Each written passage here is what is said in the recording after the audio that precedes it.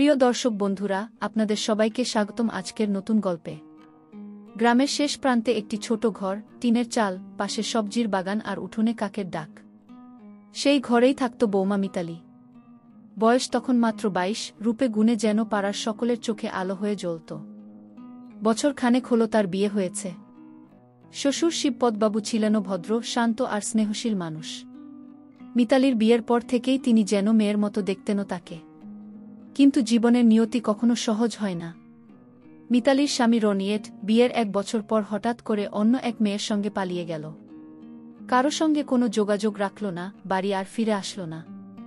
এ যেন মিতালির জীবনে এক ঝড়। বিয়ের শাড়ি গায়ে ওঠার আনন্দ এখনও শুকায়নি, অথচ মাথায় ভরল বিধবার শূন্যতা। প্রথম কদিন কান্না থামাতেই পারছিল না মিতালি। কপালে আঁকা সিঁদুর মুছে গেল চোখের জলে। পাড়ার মানুষ নানা কথা বলতে লাগল। কেউ বলল, স্বামী তো পালিয়ে গেল, এবার এই মেয়ের ভবিষ্যৎ কি হবে। কেউ বা একটু কথা শোনাল, বাপের ঘরে ফেরে না কেন, শ্বশুরবাড়িতে আর কতদিন থাকবে। কিন্তু শিবপদবাবু চুপ করে থাকতেন। তিনি জানতেন এই মেয়েটা এখন তার আশ্রয় ছাড়া একেবারে অসহায়। তাই সমাজের কথায় কান না দিয়ে বললেন, মিতালি, তুই আমার মেয়ের মতো, এই বাড়ি তোরও ঘর। যাই হোক, আমি তোকে কখনো একা হতে দেব না। শুরু হলো নতুন এক জীবন। মিতালি সকালে উঠেই ঘরের কাজ করত, বাগানে শাকসবজি লাগাত, রান্না বান্না সামলাত। সুরও তার পাশে থাকতেন। দুজনের মধ্যে তৈরি হলো এক অদৃশ্য সম্পর্ক, যেখানে নেই কোনো লোভ, নেই কোনো স্বার্থ, শুধু আছে টিকে থাকার লড়াই। সময় চলতে থাকল। তবে সমাজ তো সহজে ছাড়ে না। কত কানাঘুষো, কত হাসাহাসি, কত চাপা ইঙ্গিত। তবুও শিবপদবাবু কণ্ঠে বারবার বলতেন, মানুষের মুখের কথায় ভাত জোটে না, নিজের পথ নিজেরাই তৈরি করতে হয়। এভাবেই চলতে চলতে বছর 2 কেটে গেল। কিন্তু মিতালির বয়স তখনও অল্প। মন চায় সংসারের উষ্ণতা, চায় কারো হাত ধরে বাঁচতে। একদিন শ্বশুরের কাছে ধরা দিল সেই মনের কথা। মিতালি লাজুক গলায় বলল, বাবা, আমি তো এখনও তরুণী, সারা জীবন একা থেকে কি চলা যায়। শিবপদবাবু দীর্ঘশ্বাস ফেলে তাকালেন তার দিকে। মেয়ের মতো স্নেহ যার প্রতি, তারই বুকের ভেতর এত কষ্ট দেখে মন ভেঙে গেল। অনেক ভেবেচিন্তে বললেন, মিতালি, তুই নতুন করে সংসার গড়, আমি তোর বিয়ের ব্যবস্থা করব। তোর জীবনের অধিকার আছে। এরপর গ্রামে মিতালির আবার বিয়ে হল। স্বামী শান্ত স্বভাবের মানুষ। বিয়ের পর বছর ঘুরতেই মিতালির কোলে এলো 2টি জময় সন্তান। সুখে ভরে উঠল ঘর। তার কোলের হাসি যেন আবার শিবপদবাবুর চোখে জল এনে দিল, এবার আনন্দের জল। কিন্তু সুখ দীর্ঘস্থায়ী হয় না সবসময়। কয়েক বছরের মধ্যেই অসুস্থ হয়ে পড়লেন শিবপদবাবু। এক রাতে শান্তভাবে শেষ নিঃশ্বাস ফেললেন তিনি। তখন মিতালির সংসারে অভাব অনটন, 3 সন্তানকে নিয়ে একা সামলানো দুঃসাধ্য হয়ে উঠল। এমন সময় এগিয়ে এলো এক প্রতিবেশী পুরুষ, যিনি নিঃশব্দে মিতালির পাশে দাঁড়িয়ে দিলেন সাহস আর ভরসা। এখান থেকেই শুরু হবে গল্পের নতুন অধ্যায়। শিবপদবাবুর মৃত্যুর পর মিতালির ঘরটা যেন হঠাৎ করে ভেঙে পড়ল। যিনি সবসময় পাহাড় হয়ে পাশে দাঁড়াতেন, সেই মানুষটিকে হারিয়ে মিতালি আবার একা হয়ে গেল। তবে এবার সে একেবারে একা নয়, তার কোলে তখন 3টে সন্তান। বড় 2 ছেলে জমায় আর কয়েক বছরের ছোট এক মেয়ে। অভাবের ছায়া ঘিরে ধরল চারপাশ। স্বামী কাজে গেলেও নিয়মিত সংসারের খরচ মেটাতে পারত না। গ্রামে কাজের সুযোগ কম, মাঠে মজুরি করলে তাতে ভাত জোটে, কিন্তু শিশুদের মুখে দুধ জোটানো যায় না। মিতালি কখনো নিজের গয়নাগুলো বিক্রি করল, কখনো ধার করল প্রতিবেশীদের কাছ থেকে। কিন্তু একসময় সেই পথও বন্ধ হয়ে এলো। রাতে বাচ্চাদের ঘুম পাড়াতে পাড়াতে মিতালি চুপি চুপি কাঁদত। মনে হতো, কেন আমার জীবনটা বারবার এমন অন্ধকারে ঢেকে যায়। আমি কি কোনোদিন শান্তিতে থাকতে পারব না। গ্রামের লোকেরা তখনও নানা কথা বলত। কেউ বলতো, এই মেয়ে তো একা সংসার সামলাতে পারবে না, একদিন না একদিন ভেঙে পড়বেই। আবার কেউ কেউ সহানুভূতির ভান করে কাছে আসতে চাইত। কিন্তু মিতালি সব বুঝত। সে জানত অনেকেই শুধু সুযোগ খুঁজছে, সত্যিকারের পাশে দাঁড়ানোর মতো মানুষ কমই আছে। ঠিক তখনই এগিয়ে এলো গোপাল। তিনি ছিলেনও পাশের বাড়ির মানুষ, বয়সে মিতালির স্বামীর সমবয়সী। চাষাবাদে অভিজ্ঞ আর পরিশ্রমী মানুষ। গোপালের নিজের সংসার ছোট হলেও মিতালির প্রতি তার একটা মমতা ছিল বহুদিনের। শিবপদবাবু বেঁচে থাকতে গোপাল মাঝে মাঝেই তাদের কাজে সাহায্য করত। শিবপদবাবুর মৃত্যুর পর একদিন গোপাল এসে বলল, বৌদি, একা এত কিছু সামলানো যায় না। বাচ্চাগুলোকে অন্তত আমি স্কুলে পৌঁছে দেব। মাঠে গেলে আমাকেও ডাকতে পারো, আমি ফসল বেচতে সাহায্য করব। মিতালি প্রথমে দ্বিধায় ছিল, কারণ সে জানত সমাজ তার দিকে কেমন করে তাকাবে। কিন্তু ধীরে ধীরে বুঝল গোপাল সত্যিই সাহায্য করতে চায়। কোনো লোভ বা স্বার্থ নেই তার চোখে, শুধু আছে মানবিকতা। দিন কেটে যেতে লাগল। গোপাল সকালবেলা মিতালির ছেলেদের স্কুলে পৌঁছে দিত, মেয়ে অসুস্থ হলে ওষুধ আনত, আবার মাঝে মাঝে বাজার থেকে চাল ডাল এনে দিত। মিতালি অবাক হয়ে দেখত কিভাবে একজন অচেনা মানুষ পরিবারের মতো দায়িত্ব নিতে পারে। এক রাতে মিতালি বাচ্চাদের ঘুম পাড়িয়ে উঠোনে এসে বসেছিল। চাঁদের আলোয় চারদিক সাদা হয়ে আছে। মনটা কেমন যেন ভেঙে পড়ছিল। তখন গোপাল এসে দাঁড়ালো সামনে। কেন বৌদি, এত রাতেও ঘুমাওনি? সে প্রশ্ন করল। মিতালি হালকা হেসে বলল, চিন্তা করলে কি ঘুম আসে? সংসারের অভাব, বাচ্চাদের ভবিষ্যৎ, সব মাথায় ঘুরছে। গোপাল একটু নরম গলায় বলল, চিন্তা করো না, আমি তো আছি পাশে। তোমার আর বাচ্চাদের খিদে পেলে আমিও তো খেতে পারব না। যতদিন পারি আমি সাহায্য করব। এই কথায় মিতালির চোখ ভিজে এলো। মনে হলো হয়তো সত্যিই কেউ আছে যে তার কষ্টটা বোঝে। সেই রাতেই তার মনে প্রথম আশার আলো জ্বলে উঠল। হয়তো জীবন তাকে বারবার আঘাত করেছে, কিন্তু এখনও কেউ আছে যে নিঃশব্দে তার জন্য পাহারা দিচ্ছে। সকালের হাওয়া গায়ে এসে লাগল। উঠোনে মিতালি তখন বাচ্চাদের জন্য ভাত চাপিয়েছে। চুলোর ধোঁয়া আর ভাতের গন্ধে ভরে উঠেছে চারপাশ। কিন্তু তার চোখে এখনও সেই শূন্যতা যা শিবপদবাবুর মৃত্যুর পর থেকে কাটেনি। একদিকে সংসারের ভার, অন্যদিকে সমাজের দৃষ্টি। তার উপর 3 সন্তানকে একা সামলানো তো সহজ কথা নয়। গোপাল প্রতিদিনের মতো সেদিনও বাজার থেকে কিছু সবজি নিয়ে এলো। মিতালি বলল, এত বারবার আনো কেন? তোমার নিজের সংসারও তো আছে। গোপাল হেসে বলল, আমার সংসার আছে বলেই তো বুঝি কতটা কষ্ট হয়। তোমার 3টে ছোট সন্তান, ওদের মুখে খাবার তুলে দেওয়া তোমার একার পক্ষে সম্ভব নয়। তাই সাহায্য করি। মিতালির মনে একটা অদ্ভুত শান্তি এলো। যদিও সে জানত লোকজন এসব ভালো চোখে দেখছে না। গ্রামে ইতিমধ্যেই কানাঘুষো শুরু হয়েছে। কারো মুখে সে শুনেছে গোপাল নিশ্চয়ই কোনো স্বার্থে ওর বাড়িতে যায়। একা মেয়ে আর একা পুরুষ, কতদূর যাবে কে জানে। আবার কেউ কেউ সরাসরি বলেও দিয়েছে মিতালির স্বামী নেই, তাই গোপাল সুযোগ নিচ্ছে। এসব শুনে মিতালির বুক ভেঙে যেত। কিন্তু গোপালকে কখনো এসবের বোঝা চাপাতে চাইত না। সে জানত গোপালের দৃষ্টিতে এখনও সে শুধু একজন অসহায় মা, একজন সংগ্রামী নারী। একদিন দুপুরে মাঠ থেকে ফিরে গোপাল বসল উঠোনে। ঘামে ভেজা শরীর, হাতে কাস্তে। মিতালি এক গ্লাস ঠান্ডা জল দিল। গোপাল জল খেয়ে একটু থেমে বলল, বৌদি, মানুষের কথা শুনলে তোমার চলবে না। মানুষ তো সবসময় কথা বলবে, কিন্তু সত্যি বলতে কি, তোমার কষ্টটা আমি আর দেখতে পারি না।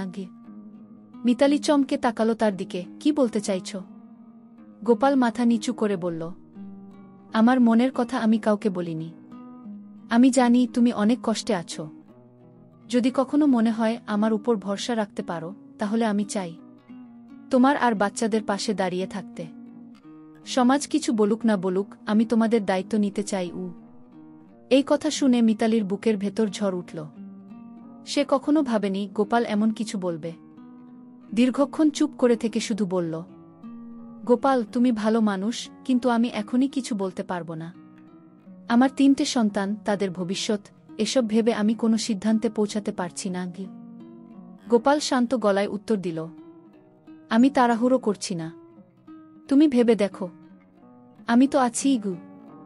সেই রাতটা মিতালি অনেক ভেবেছিল। একদিকে সমাজের ভয়, মানুষ কি বলবে, কি ভাববে। আরেকদিকে 3 সন্তানের ভবিষ্যৎ। যদি সত্যিই গোপাল বিয়ের মাধ্যমে তার পাশে দাঁড়ায়, তাহলে হয়তো আবার সংসারটা গড়ে তোলা সম্ভব হবে। কিন্তু আবার ভয়, যদি গোপালের মন পাল্টে যায়। পরের দিন ভোরে বাচ্চাদের স্কুলে নিয়ে যাওয়ার সময় মিতালি গোপালের দিকে তাকিয়ে বলল, তুমি যদি সত্যিই আমার জীবনের সিদ্ধান্ত নিতে চাও, তবে আমাকে সময় দাও।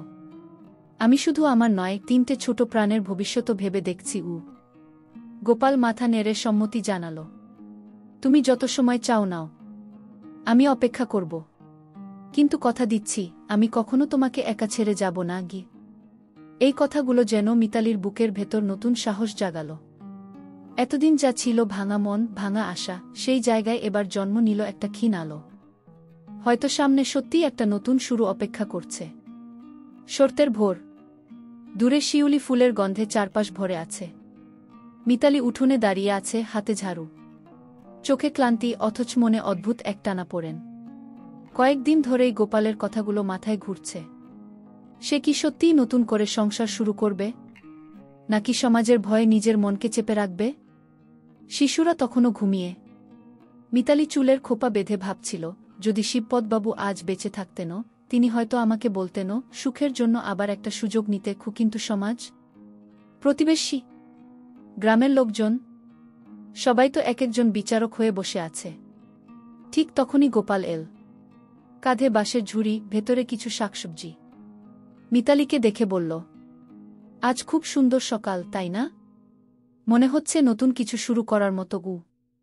মিতালি ম্লান হাসি দিল, তোমার জন্যই তো প্রতিদিন আমাদের সংসারে নতুন কিছু শুরু হয়। বাচ্চারা বলে তুমি না থাকলে তারা স্কুলে যেতেই পারত না আগে। গোপাল কিছুক্ষণ চুপ থেকে বলল, তাহলে তুমি কেন এখনো দূরত্ব রাখছ? আমি তো শুধু সাহায্য করতে চাই না, আমি চাই তোমার পরিবারের অংশ হতে। সমাজের লোকজন যতই কথা বলুক, আমি তো জানি সত্যি কোথায়। এইবার মিতালির চোখ ভিজে এলো। সে ফিসফিস করে বলল, আমার ভয় হয় গোপাল। আমি একবার ভরসা করে জীবনের সবকিছু হারিয়েছি, আবার যদি হারাই? আমার সন্তানদের কথা ভেবে আমি কোনো ঝুঁকি নিতে পারছি না গি। গোপাল কণ্ঠে বলল, ভয় পেও না। আমি শপথ করে বলছি, যতদিন বেঁচে থাকব তোমার সন্তানদের আপন সন্তান বলে লালন করব। আমি শুধু সঙ্গী হতে চাই না, তাদের বাবা হতে চাই। এই কথায় মিতালির বুকের ভেতর ঢেউ খেলে গেল। সে জানল গোপালের চোখে কোনো ভান নেই। কয়েকদিন পর পাড়ার কয়েকজন মহিলা সরাসরি মিতালিকে ঘিরে ধরে বলল, কি শুনি বৌদি, তুমি নাকি গোপালের সঙ্গে সংসার করবে? তোমার তো লজ্জা করে না? মিতালি কিছুক্ষণ চুপ থেকে শান্ত গলায় বলল, লজ্জা আমার 3টে সন্তানের খালি পেট দেখে হয়। লজ্জা হয় যখন তারা নতুন জামা চাইতে পারে না। আমি যদি তাদের ভবিষ্যতের জন্য সিদ্ধান্ত নিই, তাতে যদি তোমাদের এত আপত্তি থাকে, তবে তোমরা আসো, আমার সংসারের দায় নাও। ওই কথায় সবার মুখ বন্ধ হয়ে গেল। সন্ধ্যায় গোপাল আবার এল। এবার সে সঙ্গে নিয়ে এলো একটা ছোট লাল ওড়না।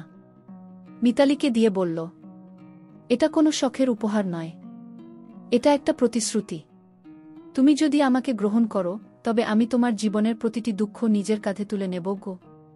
মিতালির চোখ দিয়ে টপটপ করে জল গড়িয়ে পড়ল। সে বুঝল এটাই সেই মুহূর্ত যখন তাকে সিদ্ধান্ত নিতে হবে। একদিকে অতীতের ব্যর্থতা, অন্যদিকে ভবিষ্যতের সম্ভাবনা। সে ধীরে ধীরে হাত বাড়িয়ে ওড়নাটা নিল। গোপালের দিকে তাকিয়ে বলল, তুমি যদি সত্যিই আমার সন্তানদের বাবার জায়গা নিতে চাও, তবে আমি রাজি গু। গোপালের চোখে আনন্দের ঝিলিক দেখা দিল। সে মাথা নিচু করে বলল, ধন্যবাদ মিতালি, তুমি আমার জীবনটা পূর্ণ করে দিলে গে। সেই রাতটা ছিল মিতালির জীবনের নতুন অধ্যায়ের শুরু। গ্রামের আকাশে শিউলির সুবাস ছড়িয়ে পড়েছে। সকালবেলা কুয়াশার মধ্যে যেন সবকিছু নতুন রঙে ধোয়া। আর সেই সকালেই শুরু হলো মিতালির জীবনের নতুন অধ্যায়। গোপাল আর মিতালির বিয়ে হলো একেবারেই সরলভাবে, মন্দিরের সামনে প্রদীপ জ্বালিয়ে, দুইজনের হাতে সিঁদুর আর ফুলের মালা। কোনো জাঁকজমক নেই, নেই কোনো আতিশয্য, আছে শুধু একটা প্রতিশ্রুতি, একসঙ্গে পথ চলার। বিয়ে নিয়ে গ্রামে কানাঘুষো কম হল না। কেউ বলল, অবশ্যই মিতালি সুবিধে নিতে জানে। এতদিন শ্বশুরের আশ্রয় ছিল, এখন আবার গোপালের ঘাড়ে চাপল। আবার কেউ কটাক্ষ করে বলল, একজন বিধবা বৌমা আর এক গায়ের পুরুষ, অবশেষে যা হবার তাই হল। কিন্তু মিতালি এবার আর কারো কথায় কান দিল না। সে জানত মানুষ সবসময় কথা বলবে। তার সন্তানদের ভবিষ্যতেই এখন সবচেয়ে বড় সত্যি। গোপালও কোনো কথায় পাত্তা দিল না। সে বিয়ের দিনই মিতালির ছেলে মেয়েদের কোলে নিয়ে বলেছিল, আজ থেকে তোমরা আমার সন্তান, আমি তোমাদের জন্য আছি। কখনো ভাববে না তোমাদের বাবাহীন সংসার। সেই মুহূর্তে মিতালির চোখে জল এসে গিয়েছিল। মনে হয়েছিল জীবনে যত কষ্টই আসুক, এবার সে একা নয়। বিয়ের পরের প্রথম সকালেই গোপাল বাজার থেকে ফিরে এল হাতে বড় ঝুড়ি ভর্তি সবজি নিয়ে। মিতালি তখন উঠোনে গরুর জন্য ঘাস কাটছিল। গোপাল এগিয়ে এসে বলল, আজ থেকে আমাদের সংসার এক। তুমি একা কষ্ট করবে না, কাজ ভাগ করে নেব। আমি মাঠ সামলাব, তুমি ঘর। সেই মুহূর্তে মিতালির মনে হল হয়তো সত্যিই সুখী সংসার আবার গড়ে তোলা যায়। বাচ্চারা তখন দৌড়ে এসে গোপালের কোলে উঠল। তারা নতুন বাবাকে নিয়ে খেলতে শুরু করল। গোপালও স্নেহে তাদের মাথায় হাত বুলিয়ে দিল। তবে গ্রামের অনেকেই এখনও ঠোঁট কুঁচকে দেখত। পাড়ার আড্ডায় কেউ ফিসফিস করে বলত, গোপাল নিশ্চয়ই কোনো স্বার্থে বিয়ে করেছে গি। কেউ আবার হেসে বলত, বুদিকে বিয়েই তো সংসার চালানোর শর্টকাট পেল। এসব শুনে মিতালির বুক মাঝে মাঝে কেঁপে উঠত। কিন্তু গোপাল সবসময় দুভাবে বলত, মানুষের মুখ বন্ধ করা যায় না। আমরা যদি একে অপরের পাশে থাকি তাহলেই যথেষ্ট। দিন কেটে যেতে লাগল। মিতালি আবার হাসতে শিখল। সন্ধ্যায় উঠোনে প্রদীপ জ্বলে উঠত, বাচ্চারা হেসে খেলত। গোপাল মাঠ থেকে ফিরত ক্লান্ত শরীরে কিন্তু মুখে পরিতৃপ্তির হাসি নিয়ে। এক রাতে মিতালি উঠোনে বসে গোপালের দিকে তাকিয়ে বলল, তুমি না এলে হয়তো আমি ভেঙে যেতাম, বাচ্চাগুলোও অন্ধকারে বড় হতো। আজ তুমি আমাদের জন্য সত্যিই আশীর্বাদ। গোপাল হেসে উত্তর দিল, আশীর্বাদ আমিই পেয়েছি। তোমরা আমার জীবনে না এলে আমি শুধু একা একজন শ্রমিক হয়েই থেকে যেতাম। এখন আমি একটা সংসারের কর্তা, বাবা, স্বামী। এই কথাগুলো শুনে মিতালির চোখ জ্বলে ভরে উঠল। সে অনুভব করল এটাই জীবনের সত্যিকারের শান্তি। বিয়ের পর ধীরে ধীরে সংসারে স্থিতি এলো। গোপাল মাঠে খেটে রোজগার করত, মিতালি গৃহস্থালী সামলাত। বাচ্চারা স্কুলে নিয়মিত যেত। আর সমাজ যতই বলুক, তাদের ঘরে আবার হাসি গান ফিরল। কিন্তু এই সুখও চিরকাল স্থায়ী নয়। সময়ের সঙ্গে সঙ্গে আবারও কিছু পরীক্ষার মুখোমুখি হতে হবে তাদের। শীতের সকালে কুয়াশায় ভিজে চারদিক সাদা হয়ে আছে। মাঠে শিশিরে ভিজে ধানগাছ ঝলমল করছে। গোপাল তখনও মাঠে যায়নি, উঠোনে বসে খড়ি কেটে রাখছিল। মিতালি চুলে খোপা বেঁধে দুধ গরম করছিল 3 সন্তানকে খাওয়ানোর জন্য। সংসারের ছবি যেন আবার নতুন করে আঁকা হয়েছে। ক্লান্তি আছে, অভাব আছে, তবু আছে শান্তির ছোঁয়া। কিন্তু সুখ চিরকাল একই রকম থাকে না।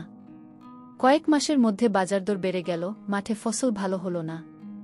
গোপালের আয়ের উপরেই পুরো সংসার চলে, আর সেই আয় যদি কমে যায় তবে সংসারের ভিত নড়বড়ে হয়ে যায়।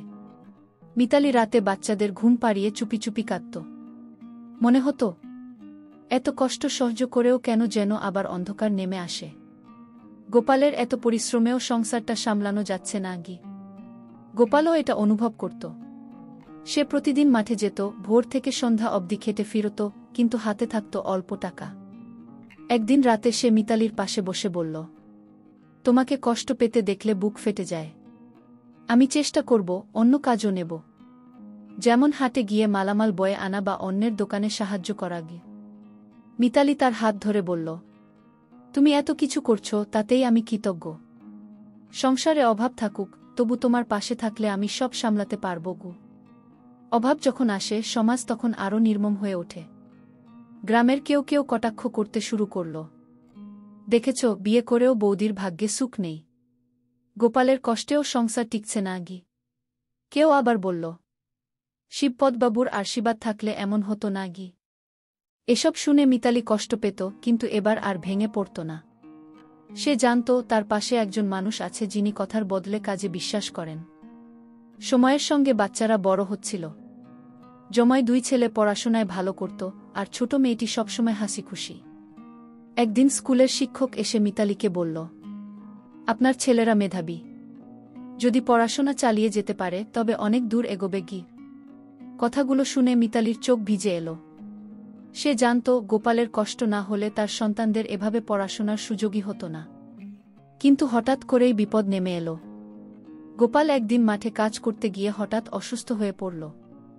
শরীর আর আগের মতো শক্তিশালী নেই। ডাক্তার দেখিয়ে জানা গেল তাকে কিছুদিন বিশ্রাম নিতে হবে।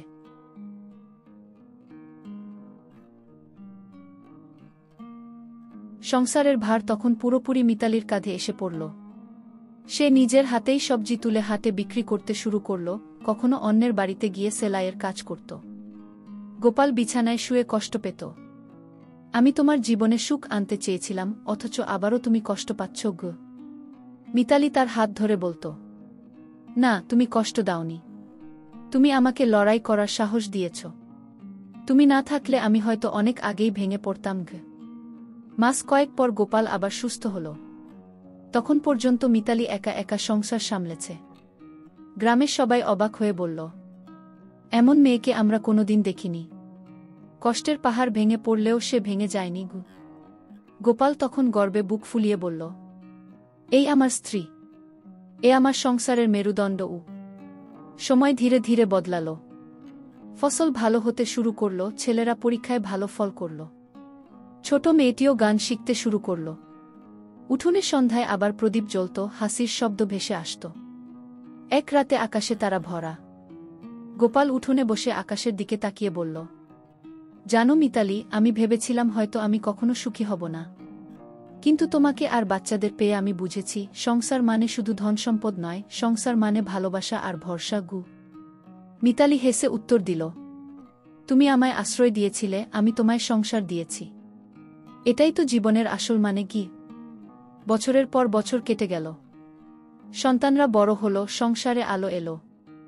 অভাবন্টনের অন্ধকারও ধীরে ধীরে মিলিয়ে গেল। মানুষ এখনও কথা বলতো, কিন্তু এখন তারা বলতো, দেখেছ গোপাল আর মিতালি কেমন করে সংসারটাকে দাঁড় করিয়েছে। সত্যিই ভালোবাসা আর বিশ্বাস থাকলে অসম্ভব কিছু হয় না গে। গল্পের শেষ প্রান্তে মিতালি বুঝল, জীবন বারবার ভেঙে দিলেও নতুন করে গড়ে ওঠার সাহসী আসল শক্তি। আর পাশে একজন সত্যিকারের মানুষ থাকলে সেই শক্তি দ্বিগুণ হয়। বন্ধুরা, এই ছিল শ্বশুর ও বিধবা বৌমার আবেগঘন কাহিনী, যেখানে আছে দুঃখ, সংগ্রাম, সমাজের চাপ, আবার আছে নতুন করে বাঁচার সাহস। জীবন যতই ভেঙে যাক না কেন, আশার আলো সবসময় জ্বলে থাকে। যদি গল্পটি আপনাদের হৃদয়ে ছুঁয়ে যায়, তবে অবশ্যই লাইক, কমেন্ট আর শেয়ার করবেন। পরের গল্পে আবার দেখা হবে গি।